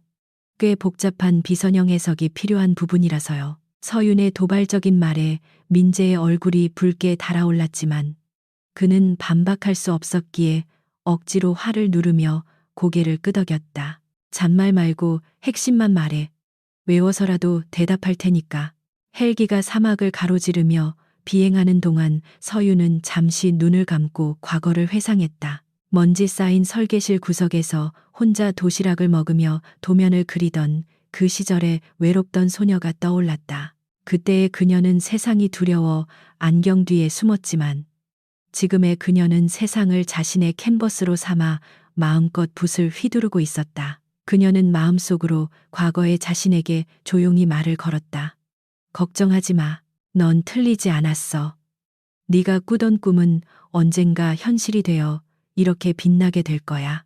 서유는 가방에서 미리 준비해둔 노트 한 장을 꺼내 민재에게 건넸는데 그곳에는 그럴듯해 보이지만 사실은 말장난에 가까운 복잡한 수식과 용어들이 적혀 있었다. 이 건물의 핵심은 카오스 이론에 기반한 유체의 역학적 형태 변환이에요. 바람이 불면 건물이 저항하는 게 아니라 바람의 결을 따라 미세하게 진동하며 에너지를 분산시키는 거죠. 서유는 일부러 학부 수준을 훨씬 뛰어넘는 난해한 이론들을 섞어가며 설명했고 민재는 멍한 표정으로 그녀의 입만 바라보고 있었다. 서유는 다시 눈을 뜨고 옆에 앉은 태호의 손을 꽉 잡으며 창밖에 눈부신 태양을 바라보았다. 그녀의 앞에는 끝없는 사막이 펼쳐져 있었지만 그것은 황무지가 아니라 그녀가 채워나가야 할 무한한 가능성의 공간이었다. 그녀의 건축은 이제 건물을 넘어 사람들의 삶을 짓고 희망을 쌓아 올리는 예술이 되었다. 숨겨진 천재였던 한서유는 이제 세상 밖으로 나와 가장 높고 넓은 곳에서 비상하고 있었다. 그리고 그녀의 이야기는 여기서 끝이 아니라 이제 막 시작된 웅장한 서곡에 불과했다. 그러니까 건물이 움직인다는 거야? 그게 구조적으로 안전해? 민재가 더듬거리며 묻자 서유는 확신에 찬 목소리로 거짓말을 이어갔다. 당연하죠. 갈대가 강풍에 부러지지 않는 원리와 같아요. 심사위원들이 질문하면 동적 감쇄 시스템의 능동적 적용이라고 대답하세요. 그러면 다들 감탄할 거예요. 민재는 서윤이 말한 전문 용어들을 앵무새처럼 중얼거리며 노트에 받아 적었고 서윤의 눈빛에는 그를 비웃는 차가운 경멸이 스쳐 지나갔다. 이필러그. 서윤이 가르쳐준 내용은 사실 건물의 붕괴를 가속화하는 원리였지만 기초 지식이 없는 민재로서는 그것을 검증할 방법이 없었다. 그는 서윤이 준 노트가 마치 구원이라도 되는 양 소중하게 챙겨 넣으며 다시 기세등등한 표정을 지었다. 좋아, 이번 한 번만 믿어주지. 만약 거짓말이면 넌 학교 다닐 생각 꿈도 꾸지 마. 민재는 끝까지 협박을 잊지 않고 서고를 빠져나갔고 서윤은 그가 사라진 뒤 참았던 숨을 내쉬며 의자에 깊숙이 몸을 기대었다. 몇 년 후 황실대학교 도서관에는 한서윤 코너가 따로 마련되었고 그곳에는 그녀의 낡은 스케치북이 보물처럼 전시되어 있었다. 건축을 꿈꾸는 학생들은 그 스케치북을 성지처럼 방문하며 그녀가 남긴 메모들을 필사했다. 어느 날 밤 안경을 쓴 한 여학생이 그 스케치북을 보며 눈을 반짝이고 있었다. 그녀 역시 남들에게 무시당하는 조용한 학생이었지만 머릿속에는 세상을 놀라게 할 아이디어로 가득 차 있었다. 그날 저녁 서유는 비밀 실습실로 돌아와 강태호와 마주 앉아 늦은 저녁 식사를 하고 있었다. 태호는 서윤이 민재에게 가짜 솔루션을 제공했다는 이야기를 듣고 흥미롭다는 듯이 웃음을 터뜨렸다. 대담하군. 그 친구가 그걸 그대로 발표한다면 학계에서 영원히 비웃음거리가 될 텐데 너무 잔인하다고 생각하지 않아? 태호의 질문은 서윤을 시험하는 듯 했지만 그 목소리에는 서윤의 행동을 지지하는 뉘앙스가 담겨 있었다. 서윤은 젓가락을 내려놓고 진지한 눈빛으로 태호를 바라보았다. 서윤은 우연히 모교를 방문했다가 그 여학생을 발견하고 조용히 다가갔다. 학생이 놀라 고개를 들자 서윤은 검지 손가락을 입술에 대며 쉿하는 심եմ을 하고는 따뜻하게 미소 지었다. 그거 알아? 진짜 천재는 어둠 속에서 가장 밝게 빛난다는 거.